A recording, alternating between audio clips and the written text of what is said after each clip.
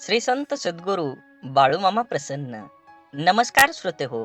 आज आपण श्रवण करत आहात श्री बाळूमामांचा संदेश. हा संदेश पाहून दुर्लक्ष करू नका. हा संदेश उघडला असेल तर नक्कीच तुम्ही हा व्हिडिओ पूर्ण बघा. आवडणारी नाती सांभाळून ठेवा. हरवली की गुगल सुद्धा ते शोधू शकणार नाही. खूप गरजेचं असतं कधी कधी का होईना स्वतःचं मत मांडणं, नाहीतर आपलीच माणसं आपल्याला हिशोबातून वजा करायला लागतात. एकमेकांना धीर देणं सुद्धा अत्यावश्यक सेवेत मोडतं. भीतीपेक्षा मोठा कोणताही व्हायरस नाही आणि हिमतीपेक्षा मोठी कोणतीच लस नाही. आपण जन्माला आलोय ते गेलेले दिवस मोजण्यासाठी नाही, तर उरलेल्या दिवसांचा आनंद उपभोग घेण्यासाठी. याचं स्मरण ठेवूया. आपण किती आनंदात आहोत यापेक्षा आपल्यामुळं किती जण आनंदात आहेत याला खूप महत्व आहे. एक हृदय घेऊन आलोय, जाताना लाखो हृदयात जागा करून जाता आलं पाहिजे. असेच बाळूमामांचे संदेश आपल्यापर्यंत पोहोचण्यासाठी पहिल्यांदा व्हिडिओला लाईक करा.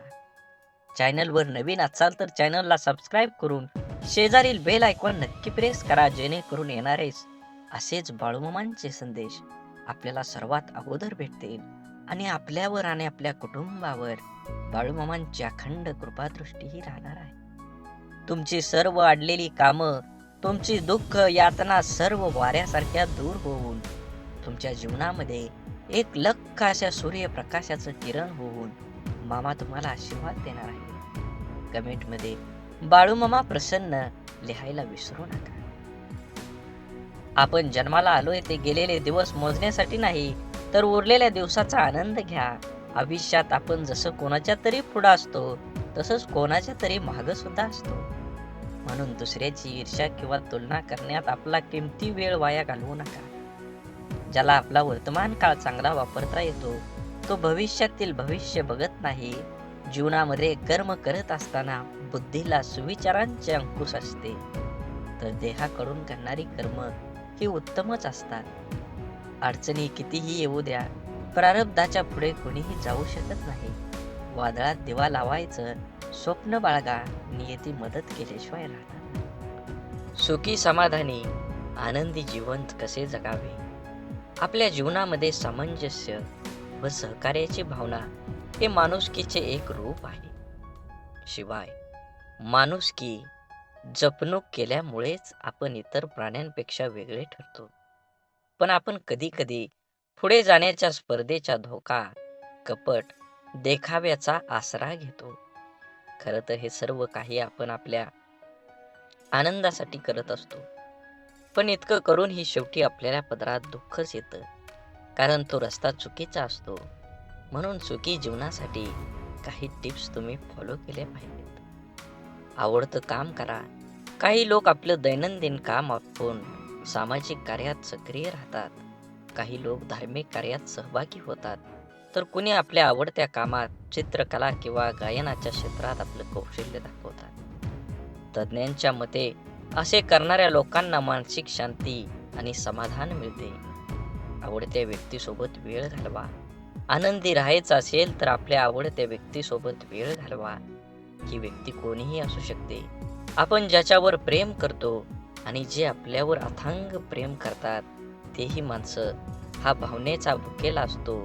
मनुष्य आणि रोबोटमध्ये फरक फक्त भावनेचा आहे. जे लोक आपली काळजी घेतात त्यांना आपल्या प्रत्येक गोष्टीची चिंता असते. अशाच लोकांना वेळ आणि प्रेम दिलं पाहिजे. सरळ जीवन जगा. आपली आर्थिक आणि सामाजिक स्थिती पाहूनच जीवन जगलं पाहिजे. दुसऱ्यावर आपला चांगला प्रभाव पडावा म्हणून विनाकारण पैसे उडवण्याच्या वाचलेल्या पैशांची बचत करा. शिकलं पाहिजे.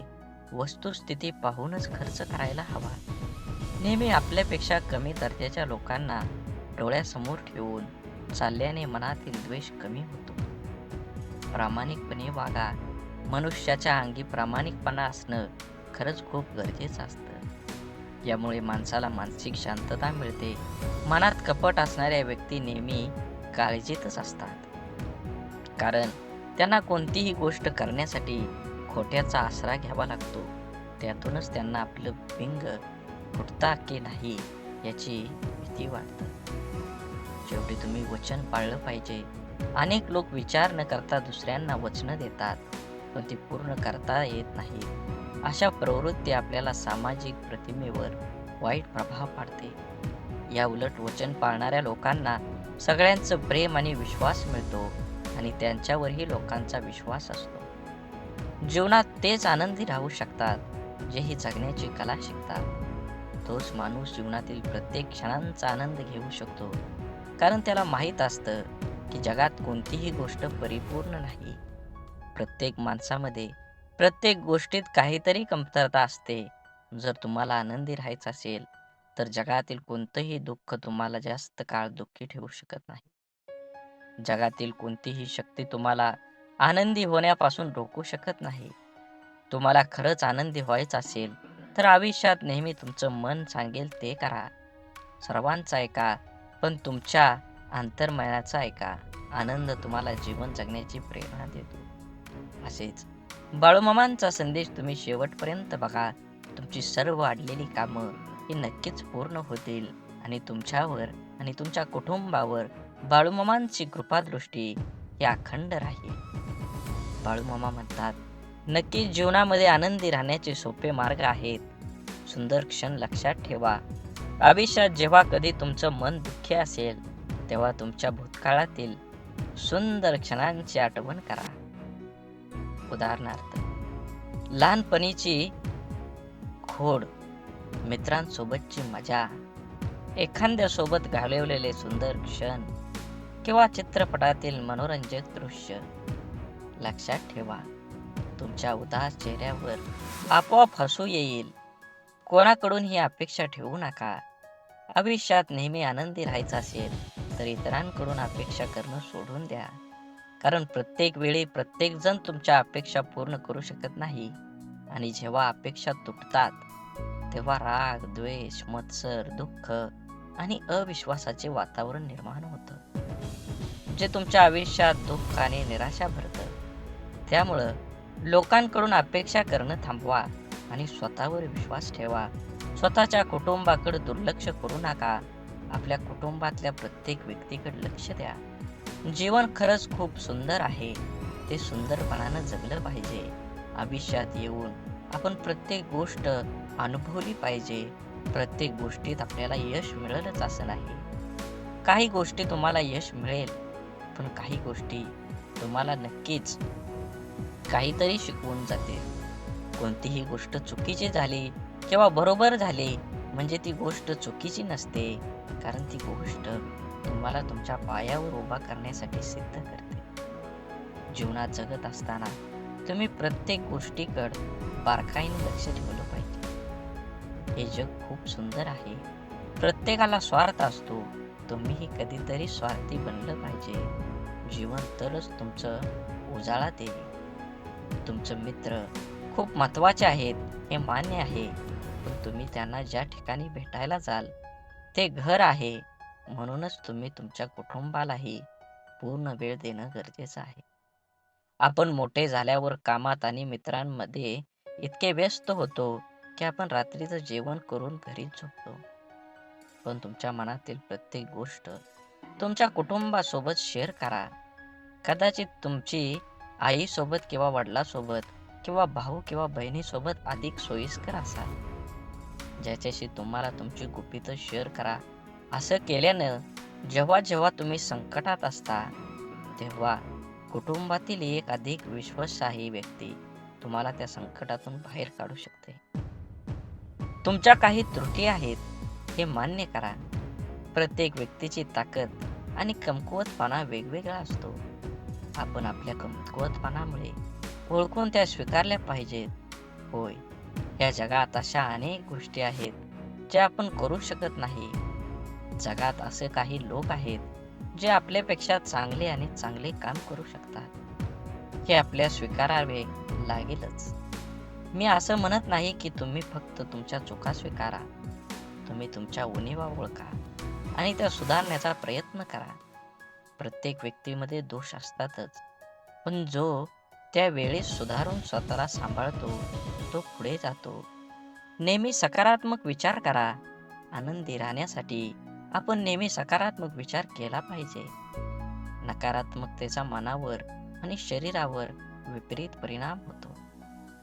असं झालं तर काय होईल, तसं झालं तर काय होईल, सर्व प्रकारच्या नकारात्मक विचारांना फटकारणं इत्यादी यातून तणावाशिवाय काहीही मिळणार नाही. नेहमी आनंदी वाटून घ्या. शेअर केल्याने आनंद वाढतो, हेही तुम्हाला ऐकलं असेलच. त्यामुळे तुम्हालाही नेहमी आनंदी राहायचं असेल तर आजपासूनच आनंद वाटायला सुरुवात करा. लोकांना त्यांचं जीवन आनंदाच्या रंगाने भरण्यास मदत करा. यामुळे तुम्हाला आतून आनंद मिळेल, त्यासोबतच तुम्हाला लोकांचा आशीर्वाद आणि देवाचा आशीर्वादही मिळेल. लक्षात ठेवा, तुम्ही जगाला जे काही देता त्याच्या दुप्पट परतावा मिळेल. जीवन आनंदी होण्यासाठी आवश्यक असलेले अनेक गोष्टी मी करीन. त्यापैकी काही कृती शारीरिक पातळीवर आहेत तर काही मानसिक पातळीवर आहेत. असेच बाळूमामांचे संदेश आपल्यापर्यंत पोहोचण्यासाठी पहिल्यांदा व्हिडिओला लाईक करा.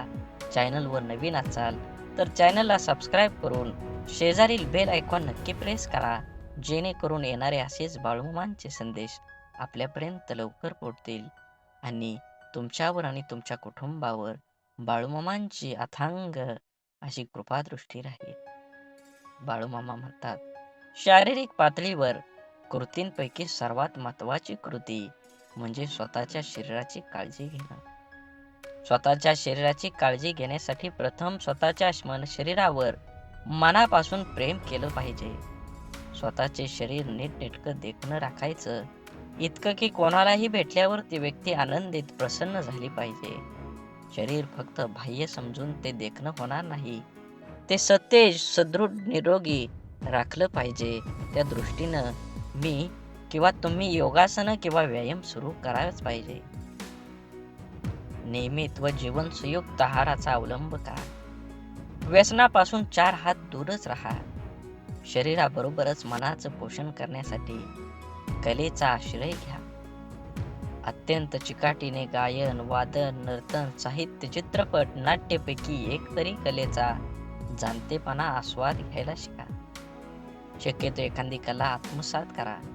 माझी स्वतःची बौद्धिक, शारीरिक, मानसिक क्षमता लक्षात घेऊन माझ्या यशाचं लक्ष्य निश्चित करा आणि त्याचा पाठपुरावा करा. अर्थात तुम्हाला हेही ठाऊक आहे, केवळ यशामुळे उच्च पातळीवरचे मानसिक समाधान मिळू शकत नाही. साफल्याचा आनंद बहुतेक यशाने पूर्वशाने मिळत नाही.